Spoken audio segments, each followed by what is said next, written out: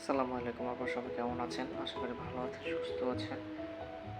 আমি আসলে যে বিষয়টা নিয়ে কথা বলবো সেটা হচ্ছে আসতেছে আগামী ১৪ই থাবরাইনি দিবস। আ আমাদের যত ইয়াং যুবক আছে তাদের কাছে আমার একটা রিকোয়েস্ট, যাদেরকে চিপায় চাপায় পাওয়া যাবে শুধু বিয়ে করে দাও, বিয়ে করে দেওয়ানো হবে।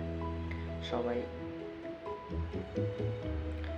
এই উদ্যোগটা নেন, যেখানে চিপাতে ছেলে মেয়েকে দেখা হবে, শুধু বিয়ে পড়ায় দেওয়া হবে। তাহলে যে ওরা বুঝতে পারবে যে আসলে জিনিসটা কি, ইসলামের দিক থেকে এটা আসলে হারাম। তো তারা চিপা চাপা না গিয়ে আপনারা সবাই কোনো ফাড়াফাড়ি করবেন না, সোজা বিয়ে পড়াই দিবেন, তাহলে যে সবচেয়ে বেস্ট হবে।